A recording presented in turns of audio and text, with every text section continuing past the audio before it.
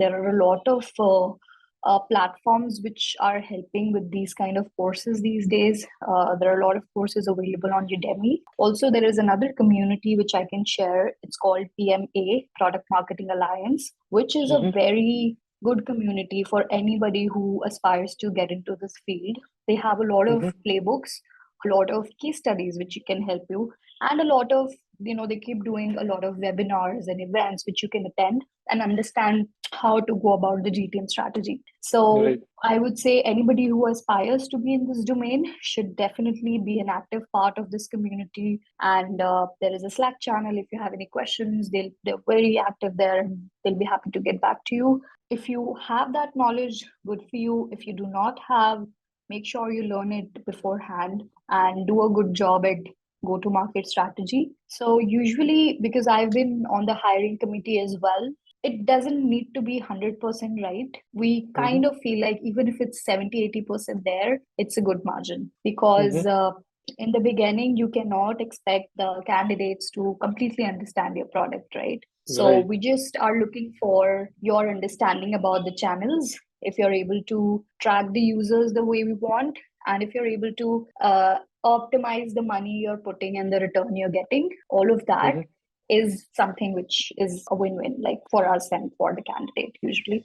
So I think that's the second thing. And now the third thing is another which is very important for a product marketer is, if we can do a graph here. So product marketing sits between product, marketing, and sales, right?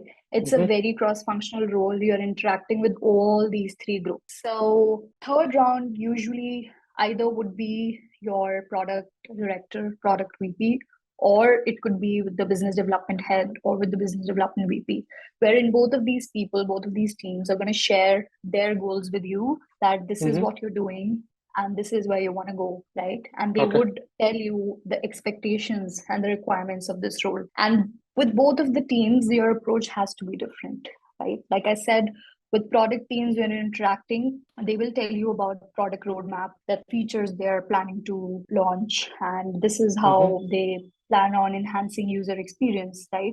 So for them, you have to bring a certain skill set, which is, competitive analysis in the market, which is, you can scan the way competitors are doing the same thing. Maybe it worked out for them. If yes, then how? If no, then why, right? So ensuring that you're able to deliver what they're looking for. Usually product heads, product managers are looking, so when they talk to you, they're looking for product support, wherein you can help them package the product well, drive education of the product through the product itself, help them in growth campaigns. Now, growth campaigns is something which is usually a co-owned metric between product and product marketers, and sometimes some teams have growth marketers as well. So this is usually a metric which people collaborate on. And if you have had a role prior experience of growth marketing before, it's a plus one always. If not, then again, I would say have some basic knowledge of it, the growth funnel. How do you go about acquisition, activation, revenue, and then referral and everything? If you do not have, sometimes, the product teams would not be impressed, or I would say, because that's the biggest support they're looking for, how well you can handshake with them and, ensure that you create kind of those retention campaigns and, increase the usage of the product. So I think that is, again, another thing which if you can learn beforehand, that would really take you to places. The fourth part is, of course, the sales team, right? Now, the sales team is looking for support, usually on collaterals, because they are the ones who are going and pitching the product to different clients, right, left, and center, right? So how a product marketer can add value to that is making sure you're on top of everything or every client who's being pitched, and ensuring that the messaging which you have crafted, right, is the one which is going out. Because with sales team, because they're on the toe always, like they will find some new client and they'll start start talking. So you have to really equip them with goodness, with literature, with the right kind of material, which can then get delivered to clients in a B2B space. In a consumer space, it usually happens through your digital platforms, your social media platforms, wherein your users are your users are your consumers, right? So it either happens through growth campaigns or through some direct social media engagement. But salespeople, I would say mostly it would be in a B2B scenario wherein you'll have an exhaustive sales team and you have to partner with them to ensure that the pitching process is smooth. So as a product marketer, building pitch decks, building collaterals, building one pages, brochures, building entire like a proper content system, building sales battle cards would be like, I would say 30% of your everyday job. So I think if you, for this, the skill set is content writing. If you've had an experience of content writing, it would always be a plus one. You will always get a preference when it comes to product marketing.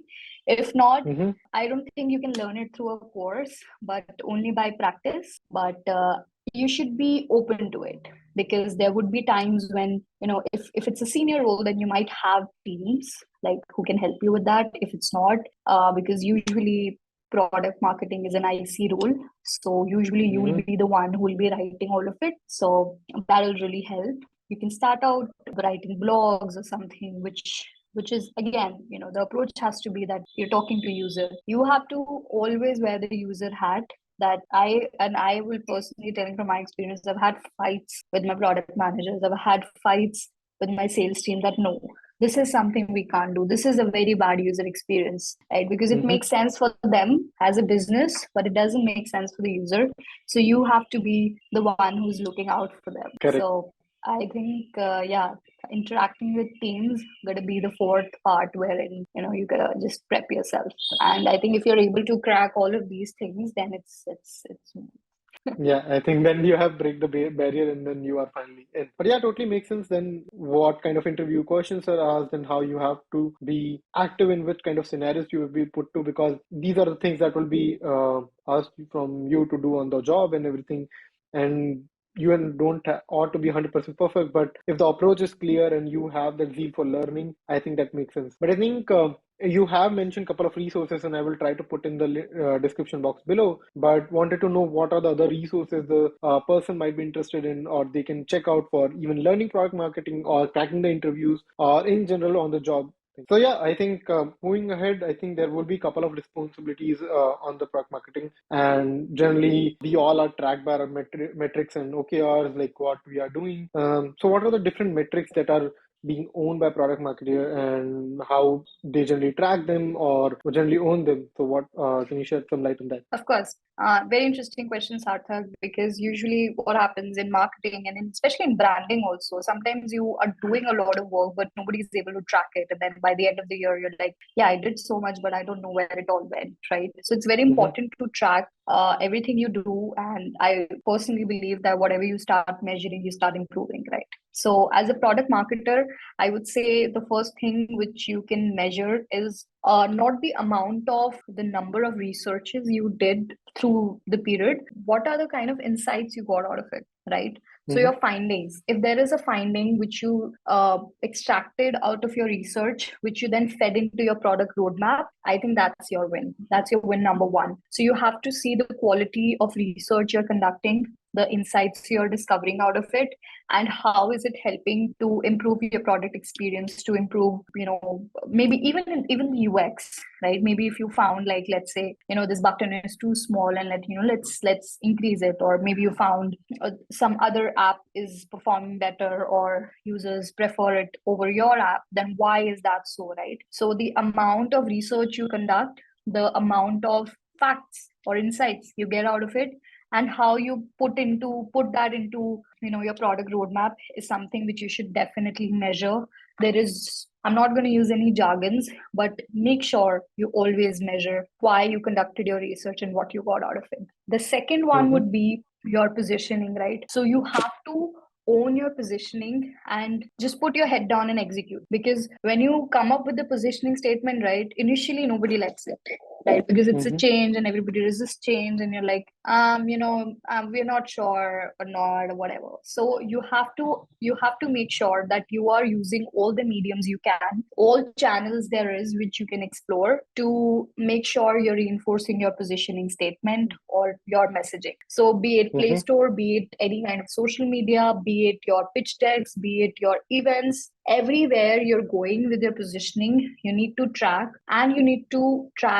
the response. So take a period of 3 months and start with your messaging, start delivering that messaging, start executing those taglines or whatever it is you're doing, either on your website or on your offline assets, and see the impact after 3 months. Maybe you can run an NPS or a BAT and see, like, track the market perception, right? That has the perception changed. Even if it's changed 1%, that's your win, right? That 1% later on will become 10 and then 50. So in a 3 months period, even if it's 1%, that's good. But you have to always see how people are perceiving you. So tracking how your positioning works, how your positioning is working in the market is, very important. Then the third thing would be, like I said, it's a very important part of product marketing to work with the sales team. And why I feel this role has the most value to add, because you're directly influencing sales. So make sure every sale which is closed, or every contract or every transaction, every contract you sign, every transaction there is, how much you have influenced it, right? Correct. So product marketers have a direct influence on the sales. So whatever amount you've influenced, right, you need to know that this is the amount of sales which we've influenced through our product marketing efforts, right? And that's about it. You just need to know that, because what happens is you are like I said, right, with sales enablement, you're doing a lot of things, but usually when the sale is closed, it goes into the account of sales team, and you're like, I did a lot for this account, and now finally when we've got the account, I don't see a lot of credits. So yeah, make sure that you are putting in good amount of effort with the sales team. You're there on calls. You're there to see how clients are perceiving your product. What are the problems? Maybe you will do a lot of workshops to help build that comfort with the clients. And once you've done that, make sure that you get to know that, okay, this is what we're doing. Be on top of every sale which is being made. Be on top of every pitch which is being made, and make sure that this is the influence which you've created on that sale. I would say I've not seen a lot of teams doing that, because usually people measure it like, okay, we build these many collaterals, but if you're building collaterals and there's no impact, then I don't think it's the right way to track it. You should really track what is the kind of influence you've made on the sale. That's the third metric. And fourth metric would be, again, after the sale is made, after let's say your GTM is done, after you've launched the product, you have to stabilize the product, right? So there will come a period of 3 months wherein, starting the initial period, you'll have to educate your users a lot about the product. So make sure to track those metrics. Like these metrics will be co-owned with either the growth team or the product team. But how many users were you able to activate? Not install, not acquisition, but activation. Because from acquisition to activation, you will only get through the education of the product, right? That's your most important metric, which as a product marketer, you should definitely own. You might own retention metrics also, but that is still optional. But education is something which, even if it doesn't demand, you should volunteer, and you should definitely own that metric. Yeah, makes sense. I think it's often the scenario that your credits are shared among the teams and everything, but you have to own them. You have to also present the same and convey that where your efforts actually went out to bring out the difference, to bring out certain bits of changes, certain bits of improvements. But yeah, I think it's rightly mentioned over there. So yeah, we are moving towards the end of the segment, and wanted to know what your team or product looks like at InMobi, and by extension, I also wanted to understand what are the various perks and work culture at InMobi looks like. I think I recently did a session with GrowthX, wherein I spoke in length about how I lucked out with InMobi, and why I was very happy the day I joined in movie, because it used to be one of the companies which used to be on my dream list. It still is, but there is a reason why people say that. Usually, people who move on, even if you go and ask them how was their stint in a movie, they will only have good things to say because of the culture,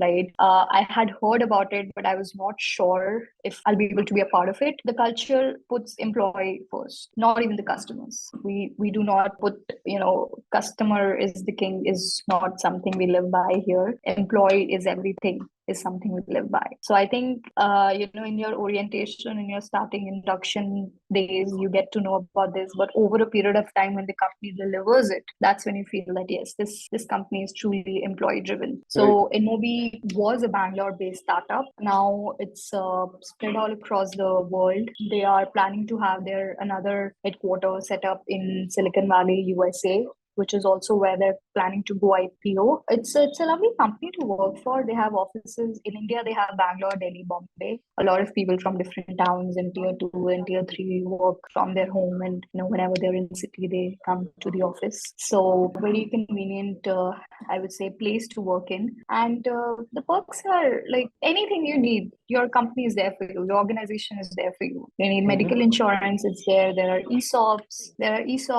and I think more than that, I can go on and share the list of perks, the badminton clubs, the offsites, and the parties and everything. But more than that, what I really want to mention and call out here is you always have a helping hand, right? Whatever it is. Let's say you're going through some difficult situation personally. Let's say you're in a professional run. Let's say you want to upskill, right? You can always reach out to people. They're always open to help. Plus, another good thing which I want to call out is, let's say, because currently we are in this phase, right, wherein there are a lot of layoffs going on, wherein a lot of people are losing their jobs without any fault of their own. This is a good culture in the company where, let's say, you were working on a product and somehow it did not deliver well, somehow the product shut down. You can always move to a different vertical with your same skill set, right? The failure of a product is not blamed on the team or blamed on the people who are working on it. You can always find other opportunities within the company. You can move around. And let's say, not even the product, right? Let's say you want to learn something new. So move to a different vertical, learn something new.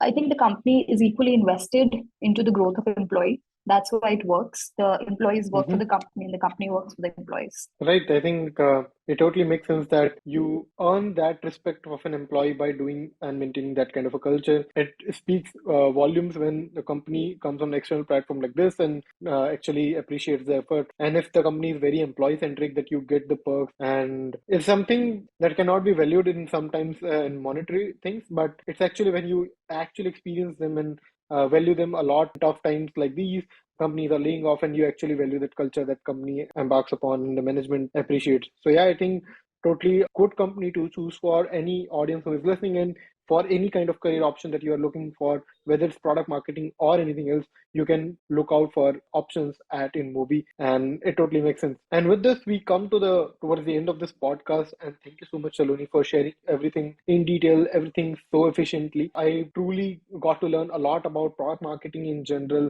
and about InMobi as well. A lot of things were very, very new to me, and I'm sure that the audience would have really understood things and would have made them change their perception about a couple of things. To all the folks who are listening, I will put her LinkedIn link in the description box below. She's also a very fun person to chat with. You can connect with her. And also, thank you so much for your time, Saloni, on this weekend. Thanks a lot, Sarthak. Thanks a lot. Thanks for giving me this platform wherein I could talk about product marketing, because this is something which I feel extremely passionate about. So thanks a lot for giving me the platform. And to everyone who's listening to this, if you have any questions, I'm available on LinkedIn. Please do reach out. And thanks a lot. So audience, thank you for listening in. I will see you in the next video. Till then, take care. Bye-bye.